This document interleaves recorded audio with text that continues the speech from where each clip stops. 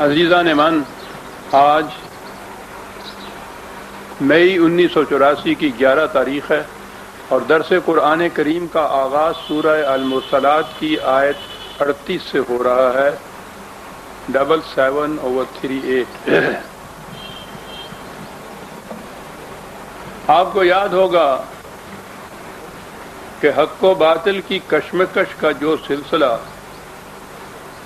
حضرت نوح علیہ السلام کے زمانے سے شروع ہوا، وہ مسلسل متواتر مختلف مراحل میں سے گزرتا ہوا نبی اکرم صلی اللہ علیہ وسلم کے دور ہمایوں میں پہنچا، اور اس میں بھی یہ پھر آہستہ آہستہ حضور کی اس زندگی کے آخری دور میں اس مرحلے میں، اس منزل میں آ پہنچا جسے قرآن نے اس آیت میں یہ کہا ہے، ھذا یوم الفصل، ڈسائسو مومنٹ، فیصلہ کن مرحلہ، اور یہ بڑی چیز ہوتی ہے۔ یہ فیصلہ کن مرحلہ، جنگ بدر کو قرآن نے یوم الفرقان کہا ہے، اس کے بھی یہی معنی ہیں، چھٹ کے الگ الگ ہو جانے والی بات۔ اس اعتبار سے کہ یہ کشمکش کا فیصلہ کن مرحلہ تھا، ٹھیک ہے، تاریخ ہمیں بتاتی ہے کہ اس کے بعد یہ کشمکش باقی وہاں نہیں رہی تھی، لیکن یہ فرقان یا فصل قرآن نے اس مفہوم میں بھی استعمال کیے ہیں یہ الفاظ کہ انسانوں میں بھی امتیاز ہو جائے گا، اور سب سے بڑی چیز یہ ہے انسانوں میں امتیاز ہونا جو ہے، اس لیے کہ سورہ یاسین میں یہ کہا گیا ہے 36/59، وَامْتَازُوا الْيَوْمَ أَيُّهَا الْمُجْرِمُونَ،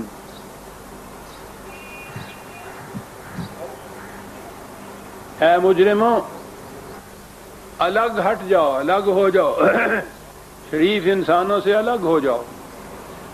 یہ بہت بڑی چیز ہے جو قرآن بتا رہا ہے۔ انسانوں کی سب سے بڑی مصیبت یہ ہے جو میں ابھی عرض کر رہا ہوں۔ حیوانات میں یہ پہچاننا مشکل ہی نہیں ہے کہ یہ بکری ہے، یہ بھیڑیا ہے، اس لیے کوئی بکری دھوکہ نہیں کھا سکتی بھیڑیے سے۔ یہ الگ چیز ہے کہ اس کے پاس اپنی حفاظت کا سامان ایسا نہ ہو تو وہ قابو آ جائے، لیکن وہ یہ سمجھ کے دھوکہ نہیں کھا سکتی کہ یہ بھیڑیا نہیں، یہ ہرن ہے۔ ہر حیوان کا امتیازی نشان مستقل ہوتا ہے، اس سے وہ پہچانا جاتا ہے، اس لیے حیوان دھوکے میں نہیں آتا ہے ایک دوسرے کے۔ انسان کے لیے دشواری یہ ہے کہ وہ ہر انسان جو ہے شکل صورت پیکر کے اعتبار سے، ویسے یہ جزیات میں فرق ہو تو اور بات ہے، لیکن ہر شخص انسان ہی ہوتا ہے۔ ان میں انسان اور انسان میں بھیڑیے اور بکری کا فرق نہیں ہوتا، اور یہ وجہ ہے کہ ہم دھوکہ کھا جاتے ہیں، اور ساری مصیبتیں، ساری پریشانیاں، ساری کشمکشیں اس دھوکے کا ہی نتیجہ ہوتی۔ ہمارے ایک دوست تھے، عام اصطلاح میں سمجھ لیجئے کہ زندگی میں بڑے کامیاب، آپ سمجھ لیجئے کہ کامیاب۔ ہم نے ان سے یہ پوچھا کہ یار تم ہمیشہ خوش باش رہتے ہو، ہم ہمیشہ روتے ہی رہتے ہیں، اس کی وجہ کیا؟ کہنے لگا بات صاف سی ہے، کوئی شخص جو ہمارے سامنے نیا آتا ہے، ہمارے قریب آتا ہے، ہم سمجھتے ہیں کہ بڑا فریب کار ہے، اور اس سے ہم اس کے آگے چلتے ہیں۔ وہ فریب کار نکلتا ہے تو ہمیں افسوس کچھ نہیں ہوتا کہ ہم تو پہلے ہی سمجھے ہوئے تھے، اچھا نکل آتا ہے تو اس سے خوشی ہو جاتی۔ تمہارے قریب جو شخص آتا ہے تم سمجھتے ہو کہ بڑا یہ شریف النفس ہے، بڑا قابل اعتماد ہے، وہ ایسا نکلتا نہیں، تم روتے رہتے ہو۔ یہ جو چیز ہے کہ انسان کو اس کے حلیے سے پہچانا نہیں جا سکتا، اور ہماری تو پھر ساری شاعری اسی کے اوپر ہے۔ کیا کہتا ہے وہ، زلف آوارہ گریباں چاک او مست شباب، تیری صورت سے تجھے درد آشنا سمجھا تھا میں. وہ تو ایک مصرے میں کہہ گیا کہ فریب کس تو اول خوردہ بودم یاد نہیں آیا. یہ ہے چیز وہ فریب خوری جو انسان کے اصل ہے. یہ جو معاشرہ ہمارے ہاں کے غیر قرآنی معاشرے ہیں، ان میں انسان اور انسان کے اندر آپ تمیز نہیں کر سکتے. اور دھوکہ دینے والے تو ایسا میک اپ کرتے ہیں کہ پتہ ہی نہیں چل سکتا آپ کو اس سے. آپ سوچئے کہ وہ معاشرہ کیسا جنت بدوش ہوگا کہ جس میں دور سے انسان کو پہچان لیا جائے کہ یہ کیسا ہے. وَامْتَازُ الْيَوْمَ أَيُّهَا الْمُجْرِمُونَ، آپ جنتی معاشرہ قائم ہو رہا ہے. اے فریب کارو، اے مجرموں، الگ ہو جاؤ، چھٹ کے الگ ہو گو.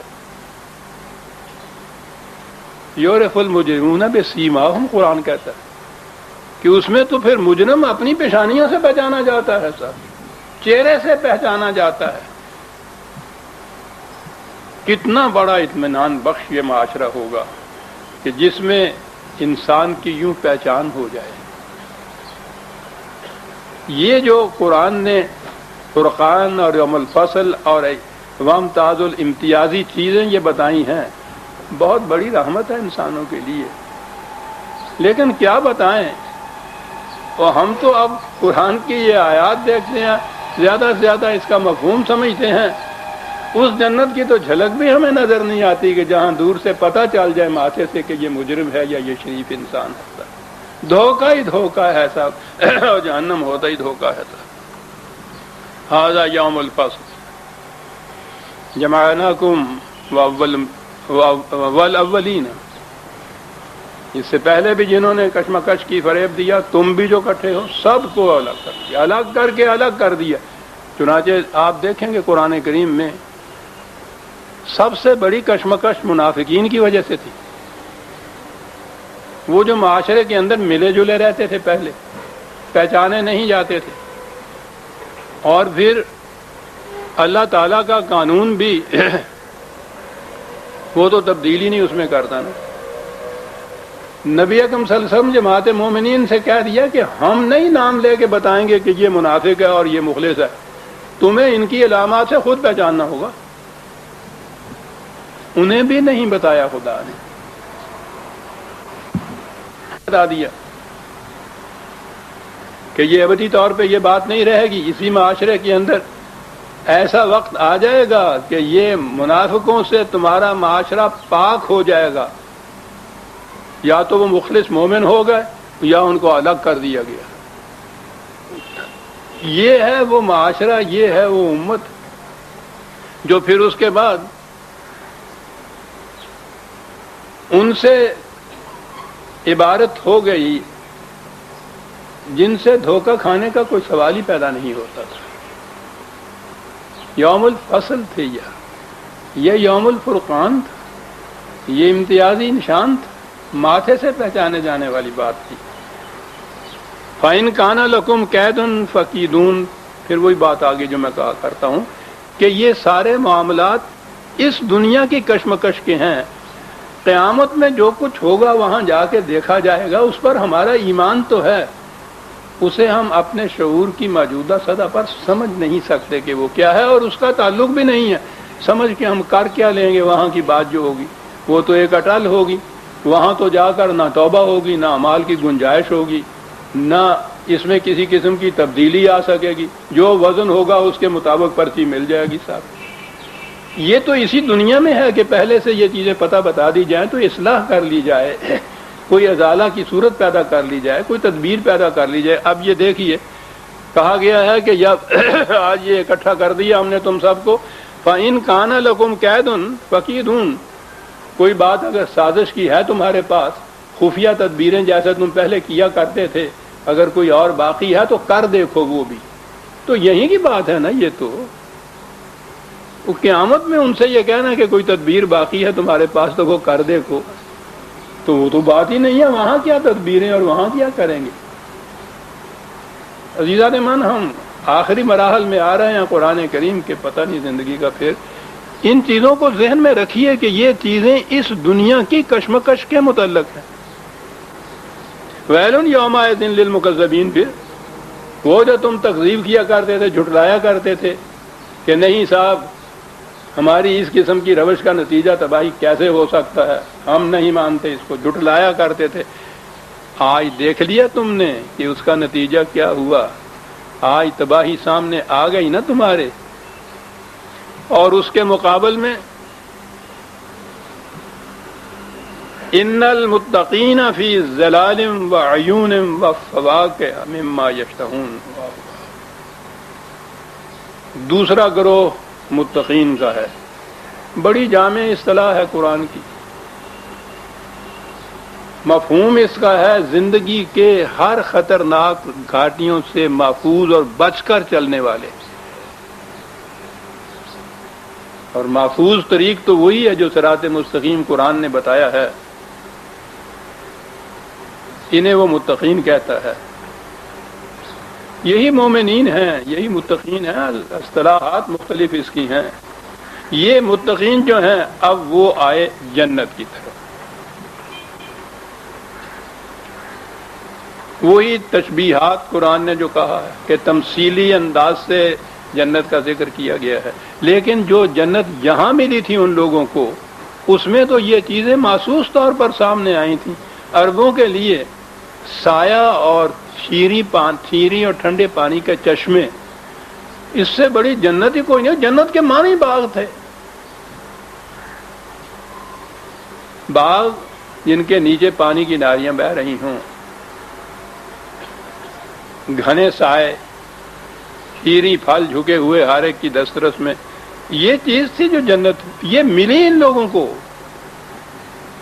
جن کے ہاں آج بھی جا کے آپ دیکھیے مکہ معظمہ اور اس کے گرد ایک درخت نظر نہیں آئے گا، گھاس کی پتی نظر نہیں آئے گی۔ وادی غیر ذی زرع پہلے دن سے جو تھی آج بھی وہی کچھ ہے وہاں۔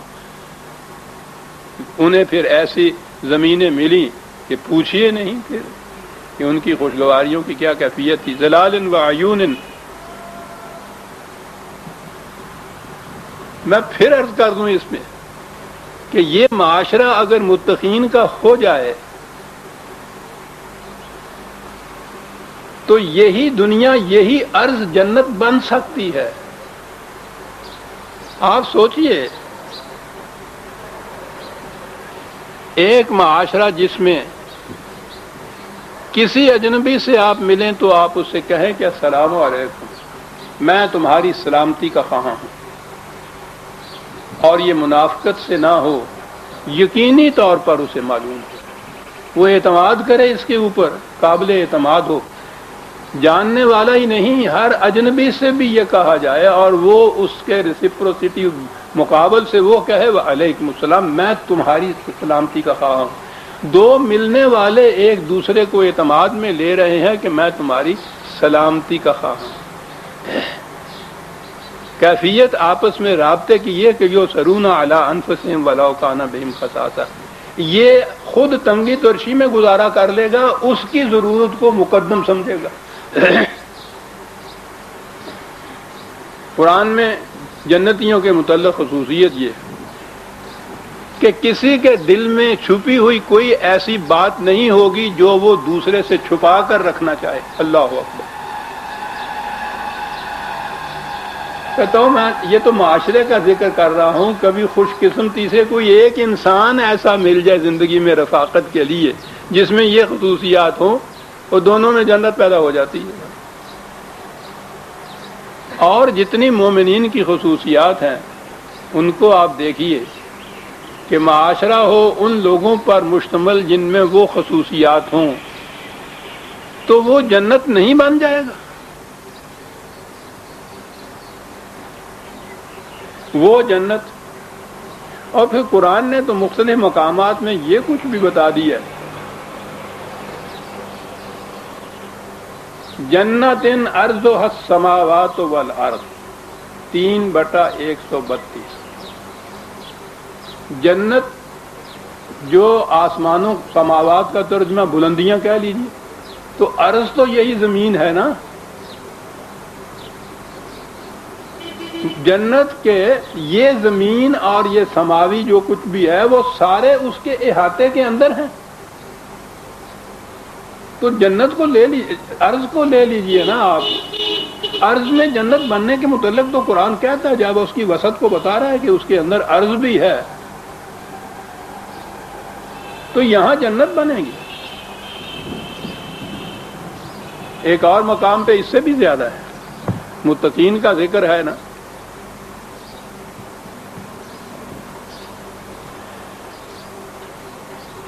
یہ ہے 50/31 50/31. بڑی عجیب آیت ہے.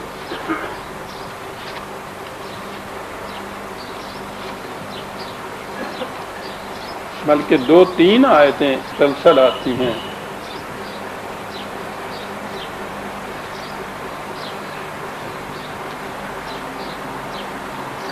جنت کے متعلق ہے وَأُزْلِفَتِ الْجَنَّةُ لِلْمُتَّقِينَ غَيْرَ بَعِيدٍ. متقین کا معاشرہ ہوگا تو جنت کو ہم کھینچ کے لے آئیں گے ان کے پاس، اس میں اور ان میں اور جنت میں دوری کوئی نہیں رہے گی.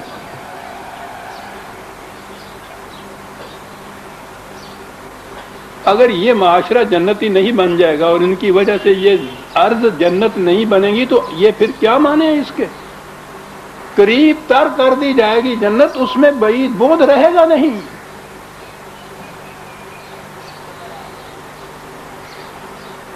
تو وہ تصور جو تھا کہ قیامت میں مرنے کے بعد ہی جا کے وہ ملے گی، تو اس بعد کا کہنا کیا صاحب؟ یہاں تو کسی کو ملے گا ہی نہیں. زاہد نہ خود پیو نہ کسی کو پلا سکو، کیا بات ہے تمہاری شراب طہور کی؟ بعید بود نہیں ہے. غیر بعید ازلفت الجنت للمتقین غیر بعید. ہاذا ما توعدون، وہ ہاذا کیا کہ تو یوں بتا رہا ہے. اب ہمارے ہاں کیونکہ اس کا تصور ہی نہیں ہو سکتا تھا، یہ سارا کچھ ہوگا کہ یہ وہاں کہے گا اللہ میاں ان سے، یہاں نہیں کچھ کہہ رہا ہے. یہاں قریب نہیں آئے گی وہ جنت.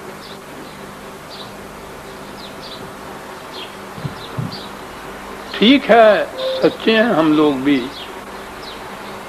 اہل جہنم کو یہ کس طرح احساس دلا دیا جائے کہ جنت تمہارے قریب آ سکے گی؟ باقی دنیا کو چھوڑ دیجئے کہ ان کے کیا یور. ہم جو ان لوگ چیزوں کو پڑھنے والے دیکھنے والے ہیں، 1000 برس سے جہنم کی زندگی کے اندر مسلسل چلے آ رہے ہیں، اور اس طرح سے جو قرآن نے کہا ہے کہ ما ہم بخارجین من النار، نکل نہیں سکیں گے. قرآن میں ہے کہ جب کبھی کوئی کوشش بھی کرے گا کہ اس میں سے نکل جائے، دھکا دے کے وہیں ڈال دیا جائے گا اس کو. نکلنے کی گنجائش نہیں ہوگی اس جہنم سے،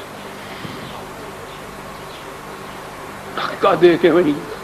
جو قوم 1000 برس سے اس طرح جہنم میں آیا، وہ یہاں کی زندگی کی جنت کے متعلق کیا سمجھے اور کیا اعتبار کر لے صاحب؟ متقین کا ہی لفظ ہے کہ جنت کو ان متقین کے معاشرے کے قریب لایا جائے گا اور بود نہیں رہے گا، ان دونوں کے درمیان کوئی فاصلہ نہیں رہے گا. سب سے بڑی خصوصیت کیا بتائی؟ وَفَوَاكِهَ مِمَّا، لفظی ترجمہ تو یہی ہے کہ وہ پھل جنہیں وہ پسند کریں گے. کلو وشربو ہنیم، کھاؤ پیو نہایت خوشی سے.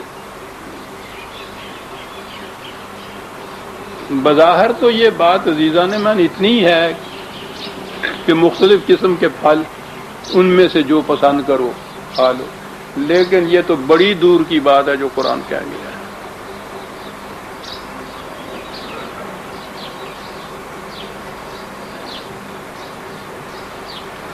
خدا کی ساری مخلوق میں انسان کو ایک شرف حاصل ہے، اور وہ ہے اختیار و ارادہ کی آزادی.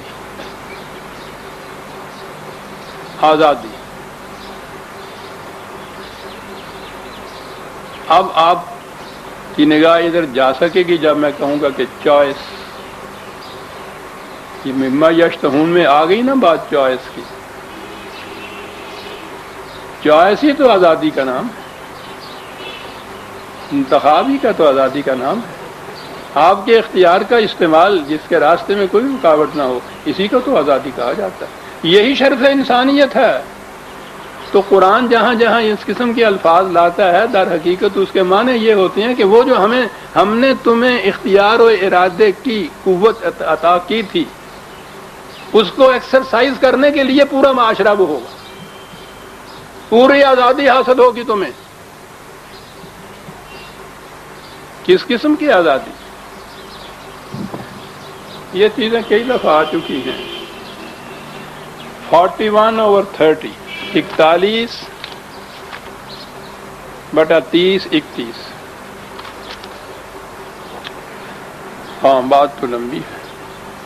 ان الذين قالوا ربنا الله ثم استقاموا تتنزل عليهم الملائكة الا تخافوا ولا تحزنوا، جن لوگوں نے کہہ دیا کہ ہمارا رب اللہ ہے اور پھر اس پر استقامت سے جم کر کھڑے ہو گئے، ان کے اوپر ملائکہ کا نزول ہوتا ہے، ملائکہ نازل ہوتے ہیں ان کے اوپر، بشارت دیتے ہیں ان کو آ کے اس جنت کی۔ وہ جنت میں کیا چیز؟ نحن اولیاؤکم فی الحیات الدنیا وفی الآخرۃ۔ یہ دیکھیے، جنت کی بشارت دیتے ہیں اس زندگی میں، دنیا کی زندگی میں اور آخرت کے اندر۔ دنیا کی زندگی میں جو بشارت دی جا رہی ہے جنت کی، اس میں ہوگا کیا؟ وَلَكُمْ فِيهَا مَا تَشْتَهِي أَنفُسُكُمْ وَلَكُمْ فِيهَا مَا تَدَّعُونَ، اس میں جو چاہو گے ہوگا، جو مانگو گے ملے گا۔ یہ ہے شرف انسانیت کی آزادی کا۔ کسے آزادی کہتے ہیں؟ جو چاہو گے وہ ہوگا۔ کیا بات ہے! جو مانگو گے وہ ملے گا۔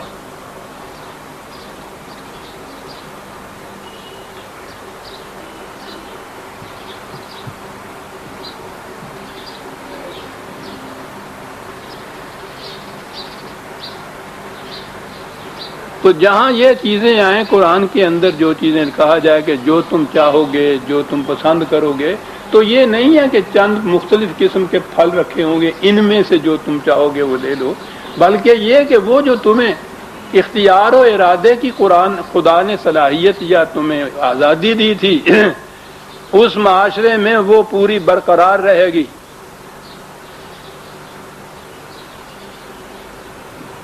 اس کے مقابلے میں وہ جہنم ہے۔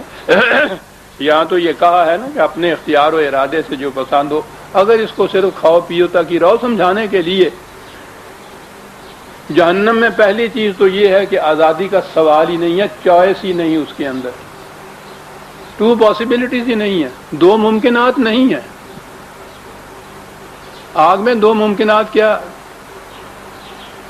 اور پھر جہنم کا داروغہ مالک کہلاتا ہے، ماسٹر، باقی تو سلیبز ہوتے ہیں۔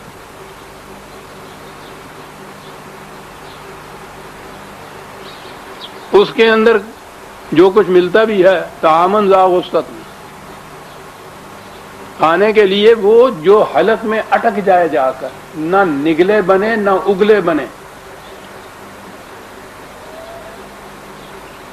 دیا جائے گا تو سوال نہیں کہ وہ کوئی چوائس ہو، وہ تو ایسی چیز ہی نہیں ہوگی، کہا جائے گا ذق، ایسے جیسے ادھر ادھر سے پکڑ کے ٹھونس رہے ہوں اس کے، ذق انک انت العزیز الکریم، تو بہت بڑا معزز باکرامت بنا پھرتا تھا وہاں، کھانے کھاں بنیا ہوا ہے، کھا اس کو، ذق۔ دیکھ رہے ہیں آپ کیا چیز ہے یہاں جو سلب ہوئی ہے؟ سوال یہ نہیں کہ وہ کھانا کس قسم کا ہے۔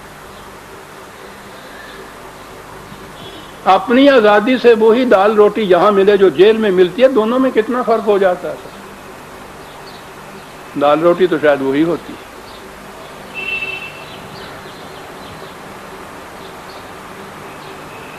یہ ہے جہنم اور جنت کی بنیادی خصوصیت۔ جنت جس میں وہ چوائس قائم رہے، جس میں اختیار و ارادہ انسان کا جو ہے وہ باقی رہے۔ جہنم جس میں یہ چیز سلب کر لی جائے۔ وہاں تو یہ چیز تھا نا، جو چاہو وہ ہوگا، جو مانگو گے ملے گا اور جہنم کے متعلق بھی جو یہ کہا کسی نے کہ بے نیازی کے تیری ناز اٹھائے کیا کیا، جو نہ چاہا وہ ہوا اور جو چاہا نہ ہوا۔ مبدأ فیض سے بس اتنا گلہ ہے مجھ کو،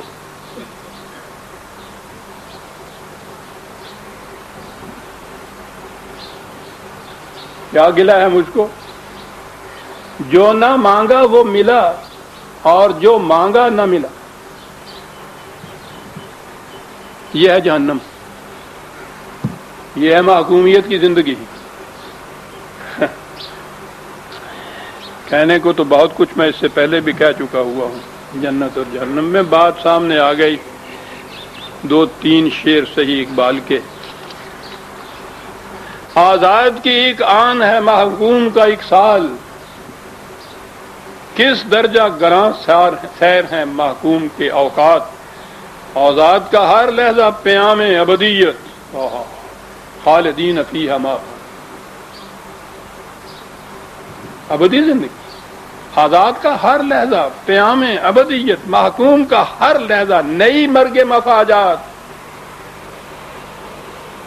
آزاد کا اندیشہ حقیقت سے منور،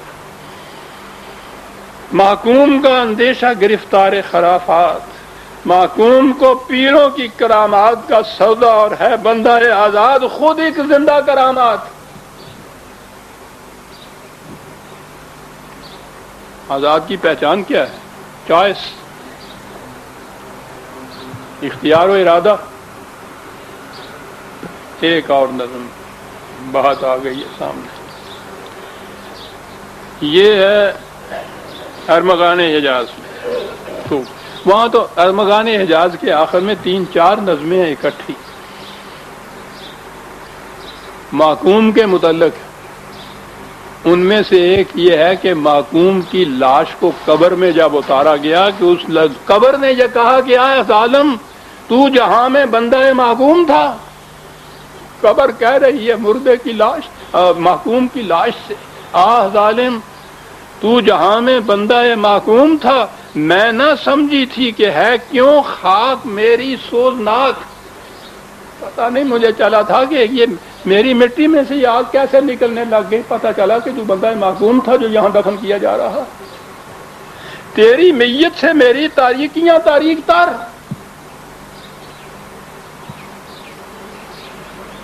تیری میت سے زمین کا پردہ ناموس چاک۔ کیا بات ہے، عشرت کی کیا کہا جاتا ہے۔ الحذر، محکوم کی میت سے 100 بار الحذر، اے سرافیل، اے خدائے کائنات، اے جان پاک، الحذر، محکوم کی میت سے 100 بار الحذر۔ یہ جہنم ہے، چوائس نہیں، ما یشتہون نہیں ہے، جو کہا جائے گا کرنا ہوگا، جو دیا جائے گا کھانا ہوگا۔ یہ ہے قرآن کریم میں جہاں جہاں یہ کہا ہے نا کہ جنت کے اندر یہ خصوصیت ہوگی، عزیزان مان اس کے معنی یہ بنیادی خصوصیت انسان کی ہے، ما یشتہون کی۔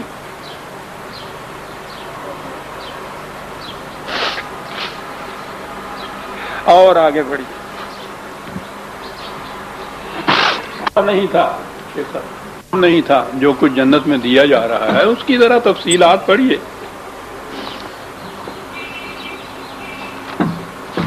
50/35، 50/35۔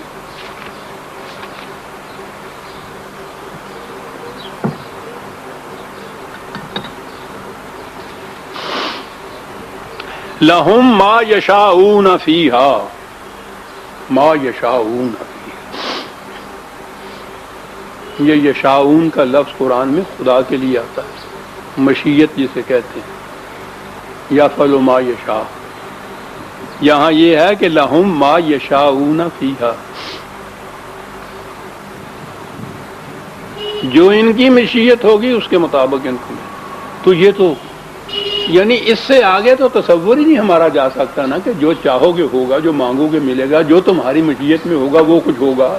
اور آگے کیا کہا، والدینا مزید، ہمارے ہاں اس سے بھی زیادہ ہے، ان کے لیے اس سے بھی زیادہ۔ اللہ کیا بات کر دی، دیتے ہیں بادہ ظرف قدا خار دیکھ کر۔ ہماری یہ جو زندگی ہے طبعی زندگی، اس طبعی زندگی میں ہماری آرزویں، ہماری تمنائیں، ہماری خواہشات محدود ہوتی ہیں، اسی سطح پہ ہوتی ہیں۔ سوچو تو صحیح، اگر آپ سے بھی کہا جائے کہ مانگو کیا مانگتے ہو یا تو ہمارا مانگنا انہی حدود کے اندر ہوگا نا جو طبعی زندگی کی حدود ہیں، اس سے آگے تو ہم سوچ بھی نہیں سکتے۔ کہا تم جو چاہو گے، تم جو مانگو گے وہ ہوگا، وہ بہرحال تمہارے اس محدود پیمانے کے اوپر ہوگا، اور ہم تمہیں اس سے آگے لے جانا چاہتے ہیں، اس لیے ہمارے پاس اس سے بھی زیادہ ہوگا۔ بچے سے کہیے آپ کے بیٹا جو چاہتے ہو یہاں سے لے لو، تو اس میں سے وہ زیادہ سے زیادہ یہی ہے نا کہ وہ چھوٹا سا گگو گھوڑا نہیں لے گا، کوئی ہوائی جہاز کا کھلونا لے لے گا۔ وہ اس کے ذہن کی سطح، اس کی مانگ، اس کی طلب، اس کی خواہش، اس کی آرزو اس دائرے سے آگے جا نہیں سکتی۔ تم اس سے کہتے ہو کہ بیٹا ٹھیک ہے اس وقت تم کھلونے کا موٹر لے دو، ہم تمہیں سچ مچ کا موٹر دے دیں گے، اس کے ذہن میں ابھی نہیں آ سکے۔ کیا بات ہے قرآن کی، جو تم چاہو گے وہ ہوگا اور ملے گا، اس سے زیادہ بھی ہوگا، اور وہ زیادہ کیا ہوگا؟ 9/72 ایک ایک آیت ہی میں لے آتا ہوں، 20 آیت ہیں انہی مضامین کی قرآن کے اندر۔ تفصیل میں آپ دیکھنا تو تبویب القرآن میں دیکھ لیجئے، جہاں میں نے تمام آیات کٹھی کی ہوئی ہیں۔ یہاں جو چیز کہی گئی ہے بڑی عجیب، یہ ہے جی 9/72، وعد اللہ المؤمنین والمؤمنات جنات تجری من تحتها الانہار خالدین فیہا ومساکن طیبۃ فی جنات عدن۔ یہ تو جنت کی بات ہو گئی کہ یہ ملے گا، وہاں بھی یہ کچھ تھا، اور آگے جو تھا کہ اس سے زیادہ ہمارے پاس، وہ کیا؟ وَرِضْوَانٌ مِّنَ اللَّهِ اکبر۔ اب یہاں ہمارے ہاں کہیں دیکھیے ترجمہ ہو جائے گا، خدا کی خوشنودی جو ہے وہ اس سے کہیں آگے ہے۔ گویا خدا خوش بھی ہوتا ہے، خدا ناراض بھی ہو جاتا ہے۔ یہ خوش ہو جانا، ناراض ہو جانا تو انسانوں کے جذبات ہیں۔ خدا غنی عن العالمین، خدا کی خوشنودی رضوان کے معنی اور ہوتے، اس کے معنی یہ ہیں کہ یہ ساری چیزیں جتنی بھی ہیں یہ تو اس زندگی اور اس سے متعلقات اور لزومات ہیں، اس سے آگے بڑی چیز اور ہے، اور وہ یہ ہے صفات خداوندی سے ہم آہنگ ہو جانا۔ رضوان کے معنی ہم آہنگی ہوتا ہے، اپنے اندر وہ صفات پیدا کرتے چلے جانا، بحد بشریت کی حد کے اندر صفات خداوندی کا اپنے اندر منعکس کرتے چلے جانا۔ اب اس سے پھر انسان کی خودی وہ زندگی جو آگے چلنی ہے وہ کس طرح جنت بدامہ بن جاتی ہے، ہم کیا سمجھیں اس کو؟ رضوان من اللہ، صفات خداوندی سے ہم تو وہ اس سے بھی وہ یہاں لفظ وہ اکبر آیا ہے، وہاں صرف مزید۔ یہ تمام چیزیں جنت کی زندگی کی قرآن نے بتا دی ہے۔ اب ایک سوال پیدا ہوتا ہے کہ مومن کو بھی تو کچھ احکام خداوندی ماننے ہوتے ہیں،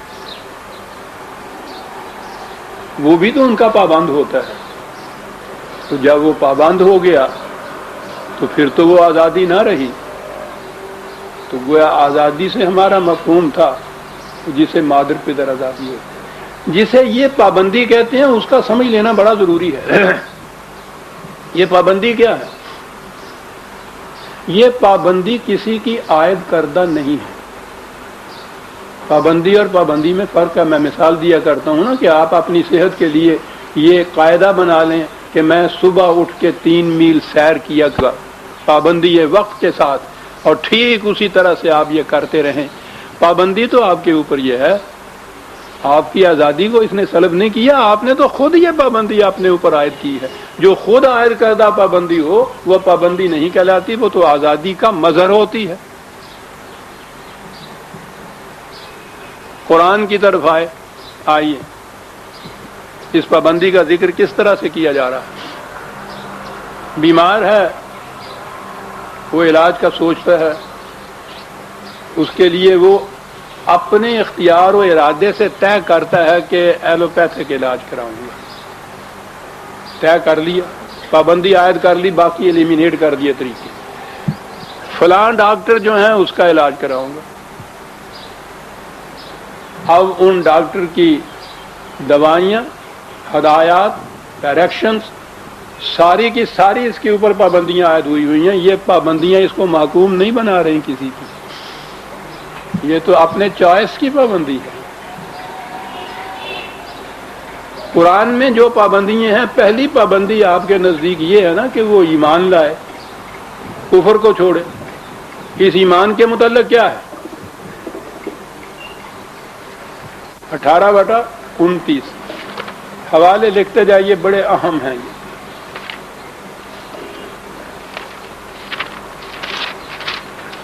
یہ آیت تو بار بار آئے گی۔ قُلِ الْحَقُّ مِن رَبِّكُمْ، الحق تمہارے رب کی طرف سے یہ آ گیا۔ پھر فَمَن شَاءَ فَلْيُؤْمِنْ وَمَن شَاءَ فَلْيَكْفُرْ، جس کا جی چاہے اسے اختیار کر لے، جسے جی چاہے اس کو چھوڑ دے۔ تو یہ تو پہلی چیز جسے آپ ایمان کہتے ہیں وہ شاء کے ساتھ ہے، انسان کی مشیت پر منحصر، خدا کی مشیت پہ نہیں کہ جسے ہم چاہیں مومن بنا دیں، جسے چاہیں ہم کافر بنا دیں۔ وہ تو قرآن نے 20 مرتبہ کہا کہ اگر انسان کو اس طرح سے مجبور پیدا کرنا ہوتا جیسے کائنات کی باقی مخلوق ہے، اسی طرح سے ہم اس کو بھی پیدا کر دیتے۔ ہم نے اس کو صاحب اختیار و ارادہ بنایا۔ من شاء، ہم نے صرف حق بھیجا ہے، من شاء فلیؤمن ومن شاء فلیکفر۔ آپ دیکھتے ہیں کہ آزادی کو کیسے برقرار رکھ رہا ہے۔ یہ تو ہے ایمان لانا جسے آپ کہتے ہیں، پہلی بنیادی چیز۔ اور اس کے بعد پوری زندگی جو ہے اس میں یہ عزیزان من مذہب کی کسی دنیا کے کسی مذہب کے پلیٹ فارم سے دیکھیے، یہ چیزیں آپ کو کہیں نہیں مل سکتی۔ پوری زندگی میں انسان کے متعلق ہے کہ اعملوا ما شئتم، ہم اپنی دنیا کے اندر اپنی مشیت چلاتے ہیں، تمہاری دنیا میں ہم دخل نہیں دیتے۔ ما شئتم، اپنی دنیا میں تم جو تمہاری مشیت ہو اس کے مطابق کرو، جو تم چاہو اس کو کرو، ہم نہیں دخل دیں گے۔ نبی اکرم صلی اللہ علیہ وسلم کی زبان مبارک سے بار بار قرآن میں ہے اعملوا علی مکانتکم انی عامل، تم اپنے پروگرام کے مطابق عمل کرو، مجھے اپنے پروگرام کے مطابق عمل کرنے دو۔ ما شئتم اعملوا ما شئتم، اپنے پروگرام کے مطابق عمل کرو، مجھے اپنے پروگرام کے مطابق عمل کرنے دو۔ ما شئتم اعملوا ما شئتم۔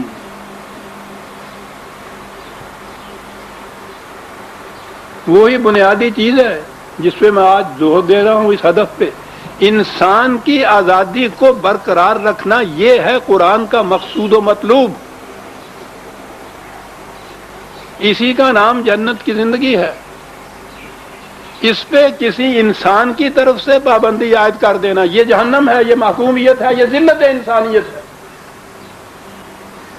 کسی انسان کو اس کا حق حاصل نہیں۔ ما کان لبشر ان یؤتیہ اللہ الکتاب والحکم والنبوۃ ثم یقول للناس کونوا عبادا لی من دون اللہ، کسی انسان کو اس کا حق حاصل نہیں، وہ قانون کا ضابطہ لیے ہوئے ہو یا انتظامیہ کے اقتدارات اس کو حاصل ہو، وہ نبی بھی کیوں نہ ہو، اس کو اس کا حق نہیں ہے کہ وہ انسانوں سے کہے کہ تم خدا کے نہیں میرے محکوم بن جاؤ۔ کسی انسان کو حکومت ہے ہی نہیں قرآن کی، دوسرے انسان کی آزادی کو سلب کر لینے کا حق ہی نہیں ہے۔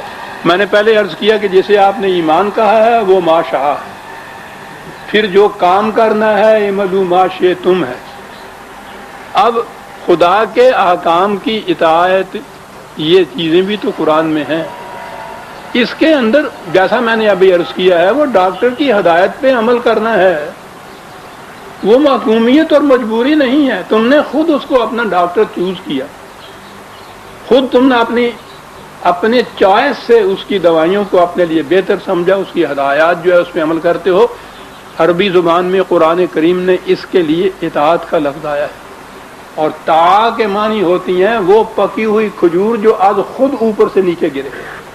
جھامپل سے کچی کھجوروں کو جو گرانا ہے وہ تان نخل نہیں کہلاتا، خود گرے وہ. کیا بات ہے، لفظ عطایت کے اندر جائز ہے.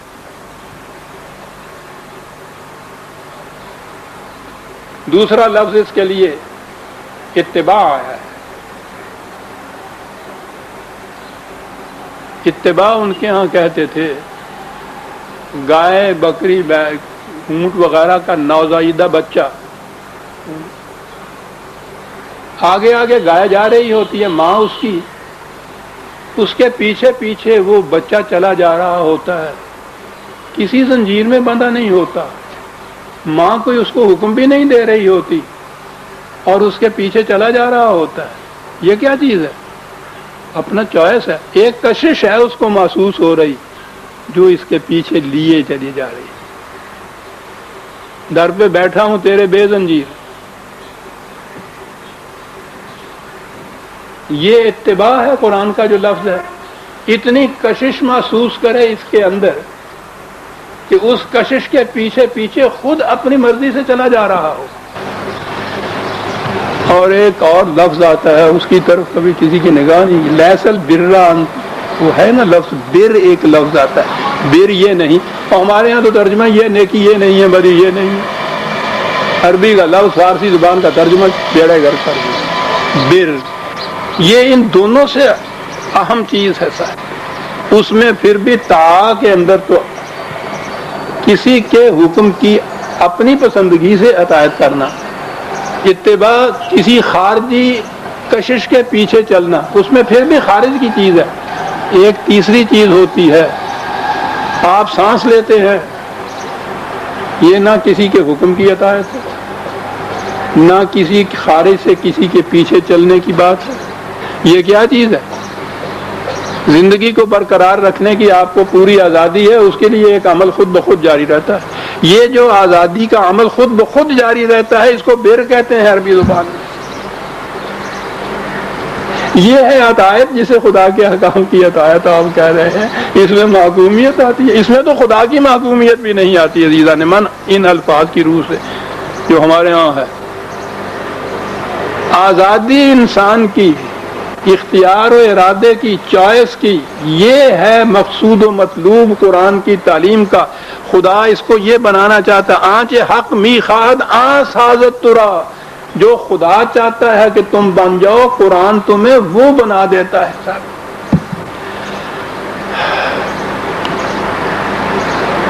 ما یشاء کہا جو تم چاہو کرو.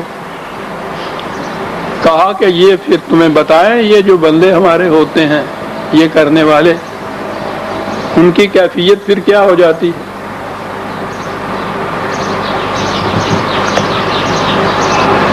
بڑی اہم ہے. یہ آیتیں آ چکی بھی ہوئی ہیں میرا خیال. یہ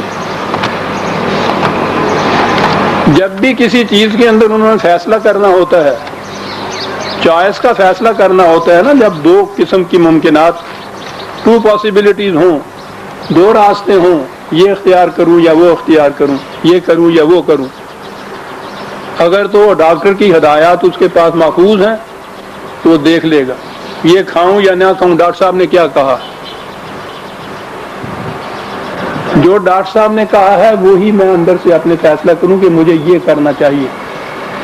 غور کیا آپ نے؟ ڈاکٹر صاحب کے اس ہدایت کے مطابق میں نے اپنی خواہش کو ڈھال لیا. خواہش میری ہے، اختیار میرا ہے، میں خود اپنے اختیار کو اس ہدایت کے مطابق کر رہا ہوں. قرآن کریم کے اندر کیا آیت ہے؟ وَمَا تَشَاءُونَ إِلَّا أَن يَشَاءَ اللَّهُ. مومن کی مشیت، اس کا اختیار و ارادہ، وہ پہلے دیکھتا ہے کہ خدا کیا چاہتا ہے اس معاملے کے اندر، اور اس کے بعد وہ وہی خود چاہنے لگتا ہے جو خدا چاہتا ہے. محکومیت اس میں بھی نہیں، جبر اس میں بھی نہیں، آزادی نہیں چھینی. اپنے فیصلے کے لیے ایک روشنی اس نے لی ہے، ایک ہدایت لی ہے، دیکھا ہے، بات ٹھیک ہے. اور یہی چیز ہے قرآن کریم جو دیتا ہے آپ کو کہ جب بھی آپ کے سامنے دو پاسبلٹیز، دو ممکنات آئیں، اس میں سے ایک راستہ آپ نے اختیار کرنا ہے. یہ دیکھیے کہ خدا کیا چاہتا ہے ایسے میں کہ کیا جائے. اور قرآن آپ کو یہ بتاتا ہے، جب اس کے مطابق آپ عمل کرتے ہیں تو یہ کسی کی محکومیت نہیں ہے، اپنی آزادی سے آپ ایسا کر رہے ہیں۔ آزادی یہ بھی تھی کہ خدا کے خلاف کو جو راستہ ہے آپ وہ بھی اختیار کر لیتے، آپ نے خود وہ راستہ اختیار کیا جو خدا چاہتا ہے۔ میں نے کئی دفعہ کہا ان آیتوں کے ترجمے جو دور ملوکیت میں ہمارے ہاں تفسیریں ہوئی ہیں، پوچھو نہیں، سارا قرآن، ساری تفسیریں انسان کو محکوم بنانے کے لیے، اس کی آزادی چھیننے کے لیے، کیونکہ دور ملوکیت میں تو پہلی چیز یہ ہے کہ آزادی نہ رہے کسی کی برقرار۔ انسان کی حکومت کو تو معنی یہ ہے کہ انسان انسانوں کا محکوم ہو جائے، اس کے زندگی کے کسی گوشے میں بھی اس کو چوائس نہیں دی جاتی۔ تو جب اس دور کے اندر آپ کی پہلی تفسیر قرآن کی ہوگی، پہلی تفسیر، تو کیا اس میں آپ کو آزادی کا سبق دیا جائے گا؟ اور اسی پہلی تفسیر کے بعد پھر یہ طرحی غزلیں ہیں جو آج تک لکھی چلی جا رہی ہیں، وہی تفسیر تبری کی اسی کے اوپر چلی جا رہی ہے۔ آزادی چھیننے کی بات، ما تشاءون الا ان یشاء اللہ، پہلے یہ بات کہ بھئی تم جو چاہو کرو، اور اس کا ترجمہ، اس کی تفسیر پہلی یہ ہے کہ تم تو چاہ ہی نہیں سکتے کسی چیز کو جو جس کے جو خدا چاہے، جناب جو خدا چاہے تم وہی چاہ سکتے، تمہارا ارادہ کوئی نہیں ہو، یہ اس کا ترجمہ ہوتا ہے، یہ اس کی تفسیر ہے، ملوکیت کی ہے نا، جس میں یہ بات تھی کہ تم اپنے چاہنے سے پہلے، فیصلہ کرنے سے پہلے کہ کون سا میں نے دونوں امکانات میں سے ایک میں نے راستہ اختیار کرنا، یہ دیکھو کہ خدا نے یہ کیا کہا ہے کہ کون سا راستہ تمہارے لیے بہتر ہے، اس نے جو کہا ہے نا اسے اختیار کرو اپنی آزادی سے، اپنے چوائس سے اختیار کرو اس کو۔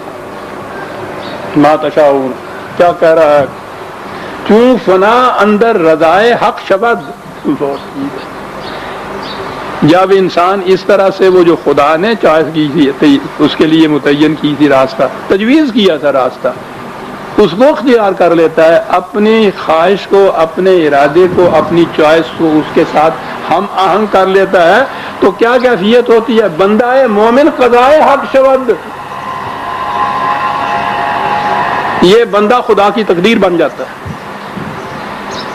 خودی کو کر بلند اتنا کہ ہر تقدیر سے پہلے خدا بندے سے خود پوچھے بتا تیری رضا کیا ہے، وہ دونوں کی رضائیں مختلف نہیں ہوں گی،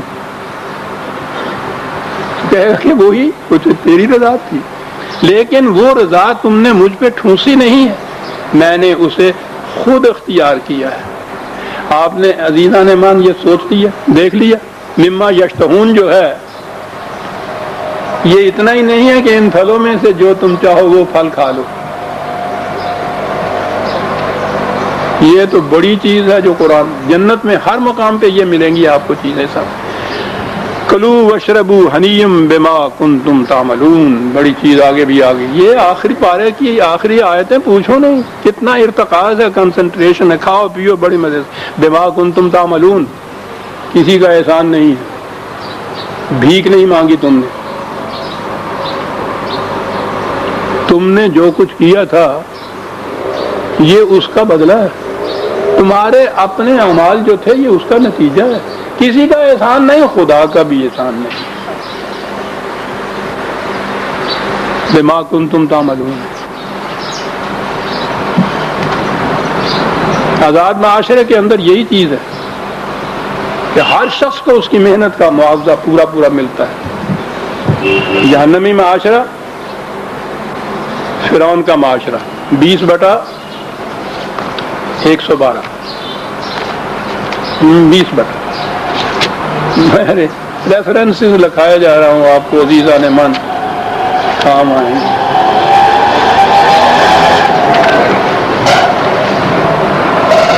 جہان را دیگر گوں کرد یک مرد خدا گاہے، میں تو نہیں کہتا مرد خدا گاہے، لیکن قرآن کو پیش کرنے والا یہی کیفیت ہوتی ہے، جہان را دیگر گوں کر، یہاں کہا ہے معدن تو، وَمَن 20/112، وَمَن يَعْمَلْ مِنَ الصَّالِحَاتِ وَهُوَ مُؤْمِنٌ، مومن ہے، معاشرہ وہ جنتی جو معاشرہ ہے، تو اس کے اندر کیا کیفیت ہوگی فلا یخاف ظلم ولا حزما، اس میں کسی کے اوپر ناانصافی نہیں ہوگی، کسی کی محنت کو ایکسپلائٹ نہیں کیا جائے گا. یہ حزمن کا لفظ، استحصال اس میں نہیں کیا جائے گا. تو گویا جنت کی زندگی وہ ہے کہ جس میں کسی کی محنت کا استحصال نہ کیا جائے، اس میں ظلم نہ ہو. بما کنتم تعملون کے مطابق سب کچھ ملے. انا کذالک نجزی المحسنین، تم نے حسن کارانہ زندگی بسر کی، اس کا حسن کارانہ نتیجہ تمہارے سامنے آ گیا. اس کے مطابق تم نے ڈاکٹر کی ہدایات پر عمل کیا، تشخیص صحیح تھی، دوائی اچھی تھی، صحت مل گئی. یہ ہے نظام.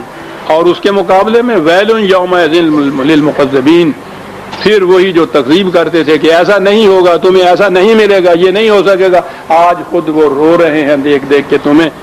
کلوا وتمتعوا قلیلا انکم مجرمون. پھر یہ دیکھیے یہیں کی زندگی ہے. ان سے کہا جائے گا کہ ٹھیک ہے تمہیں بھی روٹی ملے گی، ذلت کی روٹی ملے گی، کیونکہ تم مجرم تھے. یہاں ہی کے زندگی کے متعلق کہا ہے نا. قیامت میں مجرمین سے اگر کہا جائے کہ تمہیں روٹی نپی توڑی ہوئی ملے گی تو سوال کیا بات ہے؟ وہ یہی مجرمین کو روٹی نپی توڑی ملتی ہے، معقومیت کی روٹی ہوتی ہے، جو ابھی میں نے عرض کیا. ویل یومئذ للمکذبین. پھر وہی آیت آ گئی وَإِذَا قِيلَ لَهُمُ ارْكَعُوا لَا يَرْكَعُونَ. اس نے تو پھر واضح کر دیا کہ بات یہی کی کہ یہ وہ ہے کہ جب ان سے کہا جاتا تھا کہ خدا کے احکام کے سامنے جھکو، یہ جھکتے نہیں تھے. یہ اس کا نتیجہ ہے. ویل یومئذ للمکذبین. پھر وہی بات آ گئی صاحب. اور آخر کی آیت بتا دے فَبِأَيِّ حَدِيثٍ بَعْدَهُ يُؤْمِنُونَ. 29ویں پارے کی آخری آیت. اتنا کچھ کہہ سن لینے کے بعد کہا، اتنی وضاحت سے ہم نے بیان کر دیا، دلائل و برہان دے دی، مشاہدات بیان کر دیے، تاریخی نوشتیں ان کے سامنے ہم لے آئے. یہ سب کچھ دے دینے کے بعد بھی اگر یہ ان حقیقتوں کو صحیح نہیں مانتے تو کہو اس کے بعد پھر کیا چیز اور آ جائے گی تمہارے لیے؟ کیا انداز ہے بات کہنے کا؟ اور کیا چیز تمہارے سامنے آ جائے گی؟ عزیزان من، 29ویں پارے کی آخری آیت. اتنا کچھ کہہ سن لینے کے بعد کہا، اتنی وضاحت سے ہم نے بیان کر دیا، دلائل و برہان دے دی، مشاہدات بیان کر دیے، تاریخی نوشتیں ان کے سامنے ہم لے آئے. یہ سب کچھ دے دینے کے بعد بھی اگر یہ ان حقیقتوں کو صحیح نہیں مانتے تو کہو اس کے بعد پھر کیا چیز اور آ جائے گی تمہارے لیے؟ کیا انداز ہے بات کہنے کا؟ اور کیا چیز تمہارے سامنے آ جائے گی؟ عزیزان من، 29ویں پارے کی آخری آیت. وقت تو 1 گھنٹے کا ہی ہوتا ہے. آج میں آپ سے کچھ زیادہ وقت مانگنا چاہتا ہوں اور اس کی خاص کیفیت ہے. اس کا تعلق کچھ میرے جذبات سے ہے.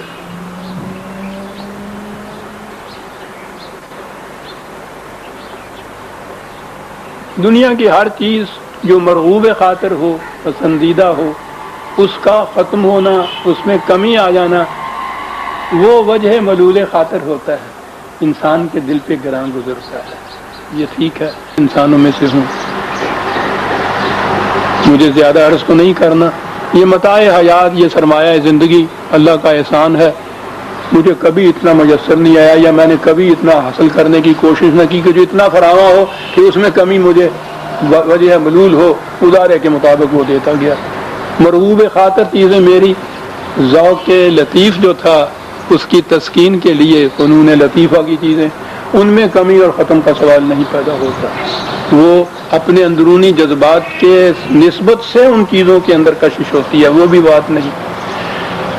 میرے لیے اس کائنات میں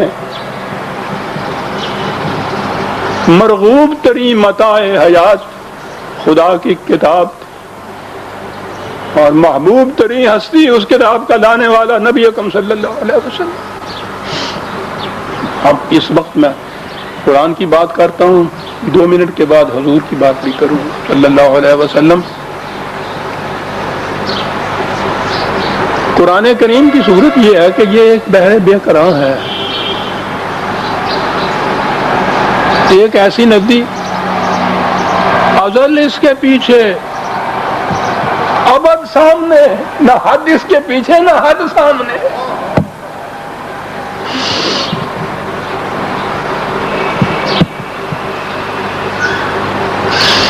اس کے ختم ہو جانے کا تو سوال ہی پیدا ہے.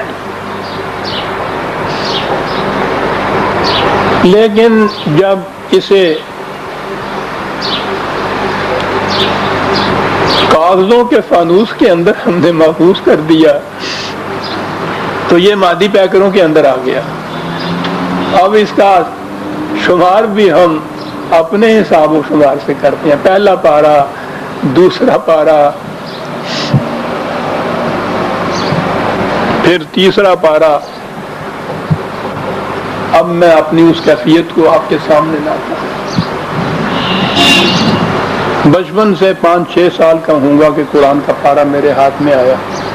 ٹھیک ہے، وہ ہر بچے کے ہاتھ میں ہوتا. قریب 50 سال سے عزیزان مان میری کیفیت یہ ہے، اس دن کے سوا کہ جب میں طبعاً معذور نہ ہو گیا ہوں، قرآن کریم کی تابدار روشنی سے میری آنکھیں منور ہوتی رہی. ہر روز یہ کیفیت 50 سال سے. لیکن ایک احساس 50 سال سے ہی میرے اوپر ہے، اسے آپ جذباتی کہیے، شعوری تو نہیں. جب بھی میں 29ویں پارے کے آخر میں پہنچتا ہوں تو مجھے کچھ دھکا سا لگتا ہے کہ یہ ختم ہونے لگا ہے. ٹھیک ہے، میں بھی منطق کی روح سے اس کی دلیل نہیں دے سکتا جسے میں لامنتہا مانتا ہوں، لیکن وہ جو شمار ہمارا ہو رہا ہے نا محسوس قاعدوں سے، محسوس طریقے سے، 29ویں کے یہ جو میں نے آپ کہا ہے نا آپ سے کہ یہ 29ویں پارے کی آخری آیت ہے، یوں ہی نہیں کہا، میرے دل میں ایک طوفان اٹھ رہا ہے. وہی جو میں نے عرض کیا ہے جو سامر میرے ساتھ ہوتا رہا ہے. یہاں میں پہنچتا ہوں تو یوں احساس ہوتا ہے کہ اب یہ ختم ہو جائے گا، اور میں پھر اس ختم نہ ہونے کے یا اس ختم ہو جانے کے احساس کو اس طرح سے بہلاتا ہوں کہ جب آخری سورت کی یوسوس فی صدور الناس من الجنت والناس آتا ہوں تو میں کرتا یہ ہوں من الجنت والناس الحمدللہ رب العالمین الرحمن الرحیم. میں یوں کر لیتا ہوں اس کو کہ وہاں کا وہ جو تاغا ہے نا توڑتا نہیں، وہاں یہاں آ کے اس کی گرہ دے لیتا ہوں اور پھر شروع ہو جاتا ہوں. انسان اپنے آپ کو بھی کس قسم کے حسین فریب دے لیتا ہے. قرآن کریم کی کیفیت یہ ہے میری، نہ ہونے والا بحر ذخار ہے.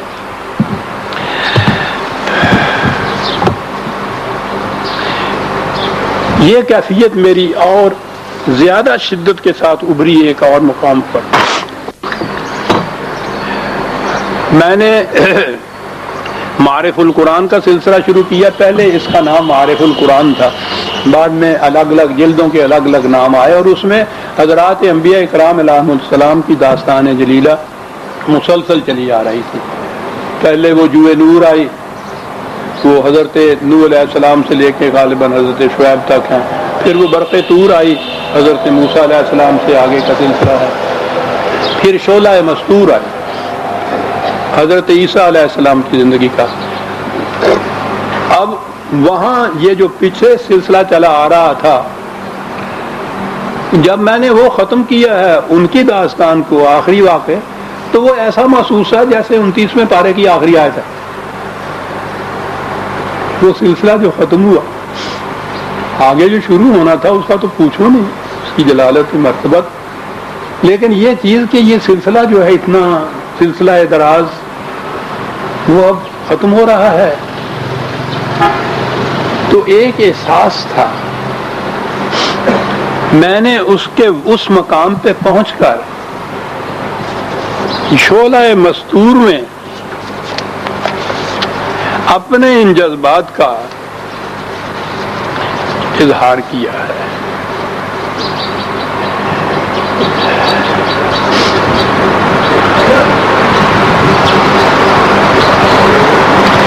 میں اپنی دعاؤں کا صلہ آپ سے یہ مانگتا ہوں کہ جو کچھ میرے جذبات نے اس وقت اظہار کیا جن الفاظ میں آپ کو سنا دوں، آپ اسے سن لیجئے گا.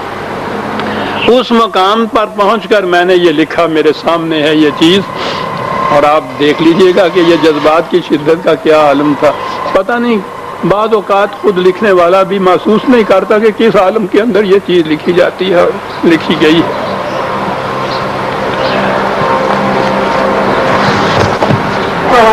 میں نے لکھا تھا طائران حزیرہ قدس کا وہ کاروان شوق جو صبح ازل جھلملاتے تاروں کی سکوت افزا شبنمی چھاؤں میں جانب منزل روانہ ہوا تھا.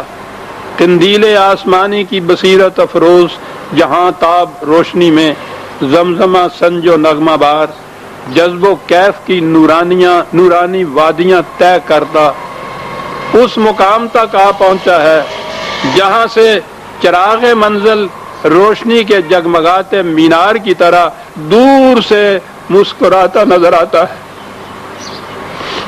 چراغ منزل آپ نے سمجھ لیا کہ میں نے کس کو کہا.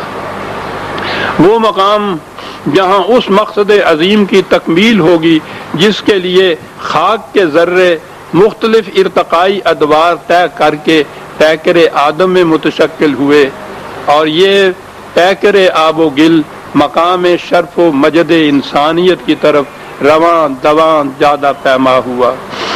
نفوس قدسیہ کا یہ قافلہ رشد و ہدایت ایک جوئے رواں تھی جو دامن کہکشاں سے فراز کوہ پر جلوہ بار و گہر ریز ہوئی اور سینہ کوہ کو چیرتی بڑی بڑی چٹانوں سے ٹکرا کر بجلیاں پیدا کرتی. آپ اندازہ لگا لیجئے جو کشمکش حق و باطل کی ہو رہی تھی کس انداز سے اس میں میں نے عرض کیا ہے. اللہ کا یہ فضل تھا. ہاں سینہ کوہ کو چیرتی بڑی بڑی چٹانوں سے ٹکرا کر بجلیاں پیدا کرتی سرود زندگی کو اپنی لہروں کے آغوش میں پرورش دیتی. داخل دشت و صحرا ہوئی. گوئٹے کا یہ ایک نظم ہے محمد صلی اللہ علیہ وسلم. اقبال نے اس کا ترجمہ کیا ہے اپنے ہاں فارسی زبان میں. نعت کی دنیا میں میرے نزدیک اس کے بلند مقام شاید ہی کسی کو نصیب اور ہوا ہو. اقبال نے اپنے ہاں بھی لکھا ہے گوئٹے جو کہہ گیا ہے وہ عجیب حقائق کی دنیا ہے. میں اس کا ترجمہ نہیں کر سکتا. اس نے لکھا ہے کہ در خواب ناز بود با گہوارہ صحاب محمد صلی اللہ علیہ وسلم. یہ ہیں وہ لوگ جن کی آنکھیں پا لیتی ہیں کہ یہ کیا مقام تھا اور یہ کیا ہستی تھی. در خواب ناز بود با گہوارہ صحاب وا کرد چشم شوق با آغوش کوہسار. فاران کی چوٹیوں کے اوپر آ کر آنکھ کھلی. از سنگ ریزہ نغمہ کو شاید خرام او. اس کی رفتار پتھروں کے ریزوں سے نغمے پیدا کرتی ہوئی چلی آ رہی تھی. اور لاہور سیمائے او کیوں آئینہ بے رنگ و بے غبار. اس کی پیشانی جلوت بار بے رنگ و بے غبار. زی بحر بے کرانہ چے مستانہ میروالا. اس بے کرا سمندر کے اندر وہ لہر کس قدر مستانہ انداز سے چلی آ رہی ہے. در خود یگانہ از ہم از در خود یگانہ از ہمہ بیگانہ میروالا. اپنی ذات کے اندر دیکھو دوسروں سے بیگانہ رہا. میں نے لکھا کہ یہ مست خرام جوئے بار دشت و صحرا میں زمین صالحہ کو لالہ زاروں میں تبدیل کرتی اور خس و خاشاک اور ہر کشت زبون حاصل کو اپنی موجوں کی لپیٹ میں بہاتی آگے بڑھتی گئی. انبیاء کرام کی داستان کا سلسلہ. گاہ اپنی سکوت افزا روانیوں سے سبزۂ نو دمیدہ کا منہ چومتی اور جھکی ہوئی شاخوں کو آئینہ دکھاتی اور گاہ کف بر دہاں طغیانیوں سے بڑے بڑے سرکش و تناور درختوں کو جڑ سے اکھیڑتی. محمد الرسول اللہ والذین معہ اشداء علی الکفار رحماء بینہم. این و آن سے بے نیاز ماحول سے مستغنی گرد و پیش سے غیر متاثر اپنی خودی میں مست انسانوں کے خود ساختہ قوانین و ضوابط سے بے رخی برتتی اور صرف اس قانون سرمدی کا اتباع کرتی جس کے تابع زندگی بسر کرنے کے لیے اس کی تخلیق ہوئی تھی. جانب منزل بڑھتی گئی. گوئٹے کہتا ہے کہ دریائے پرخروش ز بندو شکن گزر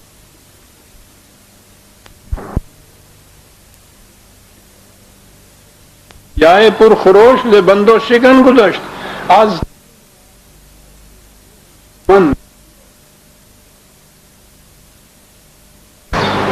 ان گھری ہوئی وادیوں کے اندر سے چیرتی ہوئی گزری یکساں چوں سیل کردہ نشیب و فراز رہا مساوات محمدی. پانی کا کام یہی ہے، جہاں وہ گڑا ہوتا ہے اس کو بھی بھرتا ہے، جہاں فریز ہوتا ہے اس کے اوپر سے اس کی سطح ہموار ہوتی ہے. کہنے لگے کہ یہ جو تھی تعلیم محمدی، یہ اس طرح سے نشیب و فراز کی سطح کو ہموار کرتی ہوئی طبقات کو مٹاتی ہوئی آگے بڑھتی گئی. از کاخ شاہ و بارہ و کشت و چمن گزشت. تو اس نے نہ تو بادشاہوں کی طرح خراج معصول کیا کسی سے، نہ کسی باغبان کی طرح اپنا حصہ ان کی محنتوں سے اور چمن کے پھلوں سے مانگا. بے تاب ہو، تند تیز ہو، جگر سوز ہو، بے قرار. کیا کہوں میں اس نام، بے تاب و تند و تیز و جگر سوز و بے قرار.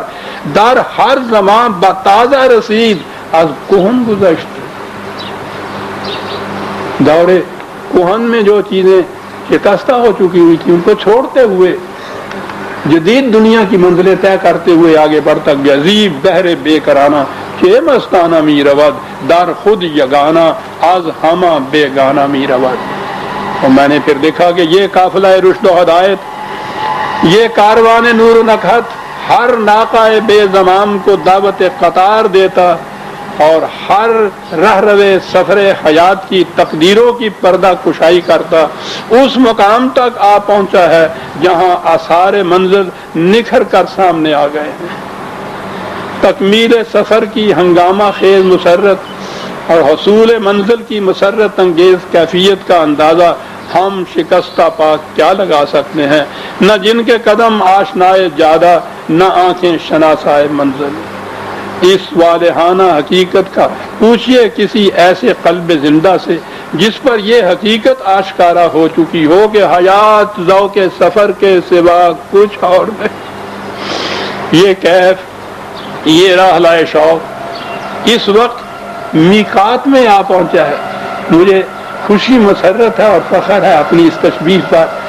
میقات آپ کو معلوم ہے کہ حج کے لیے جب جاتے ہیں تو کعبے سے دور کچھ فاصلے پر، کچھ یہاں کچھ وہاں، وہ وہاں ایسے نشانات ہیں مقامات کے کہ جہاں پہنچ کر پھر احرام کا جامہ پہنا جاتا ہے، کپڑے اتارے جاتے ہیں.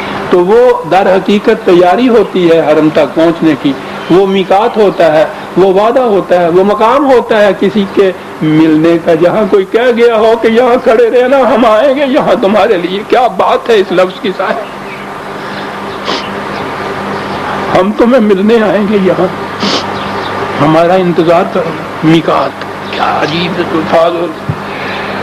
اس وقت میقات میں پہنچ چکا ہے. میں نے لکھا ہے وہ دیکھیے ہر فرد کارواں مصروف احرام بندی ہے کہ اب اگلا قدم حریم کعبہ میں ہوگا.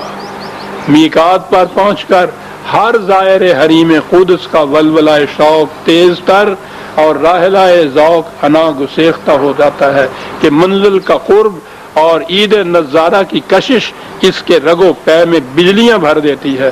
لیکن اس مقام پر میرا یہ عالم ہوتا ہے کہ ذوق و شوق کی برق آسا بے قراریاں اور جذب و کیف کی والہانہ سرمستیاں یکسر حیرت بن جاتی ہیں کہ یہ وہ مقام ہے جہاں کا ہر ذرہ پکار پکار کر کہہ رہا ہوتا ہے کہ ادب گاہست زیر آسماں از عرش نازک تر.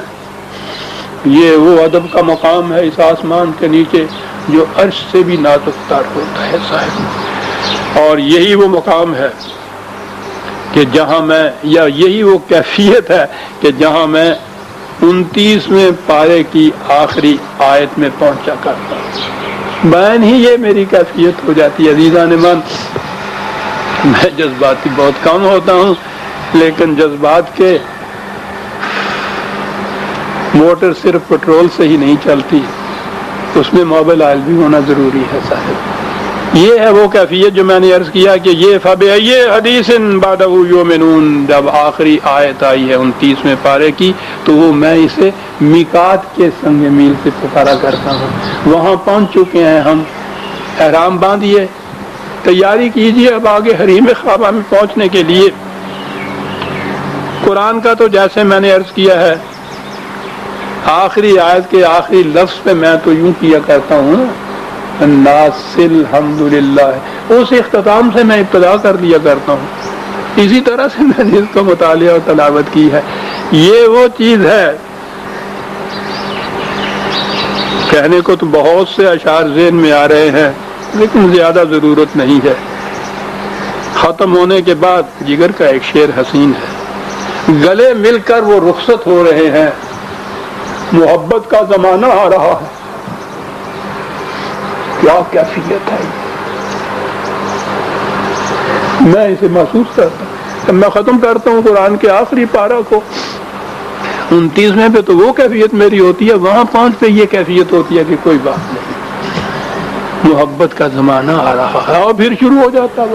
اور اس شروع ہونے کے متعلق میں سمجھتا ہوں کہ غالب جس انداز میں بات کہہ گیا ہے کسی اور کو نصیب نہیں۔ وداع و وصل جدا گانا لذت دارد، تیرا رخصت ہونا اور تیرا آ کے ملنا دونوں کی لذت ہی الگ الگ ہوتی ہے۔ 1000 بار بھی رہو، 100,000 بار بھی آ، 100 دفعہ جا، 1000 دفعہ آؤ، صدقے تیرے۔ قرآن کی کیفیت عزیزہ نے من میرے ساتھ ہی ہے، وداع و وصل جدا گانا لذت دارد ہے۔ ختم کرتا ہوں، ختم کا لفظ بھی میں کامتا ہوں جب میں یہ کہتا ہوں، میں نہیں چاہتا یہ لفظ بھی ختم کروں۔ آخری پارے پہ پہنچ کے بعد آخری آیت پہ جاتا ہوں تو وداع ہو، اور پھر الحمدللہ سے وصل، وداع و وصل جدا گانا لذت دارد۔ کیا بات اس شخص کی کہ 1000 بار بے رہو، 100,000 بار بے رہو، 1000 بار صرف 100,000 بار، یہ ہے چیز کہنے کی جو ہوتی ہے لطیف بات۔ 100,000 بار قرآن کو جب یوں ودا کیا جاتا ہے میں کہوں گا، تو اس کے بعد اس کا آنا جو ہوتا ہے وہ ایک نئی دنیا کے دروازے کھولتا ہوا آتا ہے۔ 50 برس ہو گئے عزیزان مان، اتنی چھوٹی سی کتاب ہے کہ اندر میرے اب میں نے وہ لگا دیا ہے، ایک قطعہ ہے اتنا بڑا فریم کیا ہوا رکھا ہوا مصر میں، اس ایک کے اندر سارا قرآن لکھا ہوا ہے، اتنی چھوٹی سی کتاب ہے۔ وہ انگریزی کا ٹائپ جو بریک ہوتا ہے اس میں یہ آ جائے چند صفحوں میں کتاب آ سکتی ہے، لیکن کیفیت اس کی یہ ہے کہ نہ حد اس کے سے نہ حد سامنے، یہ ختم ہی نہیں ہونے کو پاتی۔ ہر بار اس کو جب میں شروع کرتا ہوں ہر بار نئے حقائق سامنے آتے ہیں۔ 50 سال ہو گئے، بھرے ہوئے ہیں رجسٹر میرے ان چیزوں کے لکھنے سے، جناب ختم نہیں ہو سکتا۔ قرآن نے جو کہا تھا کہ خدا کے حقائق کو تم ختم نہیں کر سکو گے، خاص سارے سمندر روشنائی بن جائیں اور سارے درخت قلم بن جائیں۔ قرآن کی کیفیت یہ ہے عزیزان من۔ بہرحال ہم میقات پر آ گئے، اس میں احرام باندھنے میں مصروف ہو جائیے۔ آئندہ ہم میقات کے بعد کی پہلی منزل حریم کعبہ کی طرف جو جا رہی ہے 30واں پارہ، اس 30ویں پارے کی ابتدا ہم کریں گے۔ اپنے اس روش کے مطابق یوں ہی کیوں نہ کروں میں، یہ حدیث بعدہ یؤمنون اما یتساءلون، کیا انداز ہے اس 30ویں پارے کی پہلی آیت، اما یتساءلون، یہ رسول یہ کس بات کی بات کے متعلق تم سے بار بار پوچھتے ہیں، کون سی بات ہے اس کی بابت یہ پوچھتے ہیں؟ اس کا جواب ہم آئندہ درس میں دیں گے۔ ربنا تقبل منا انک انت السمیع العلیم، ایک اعلان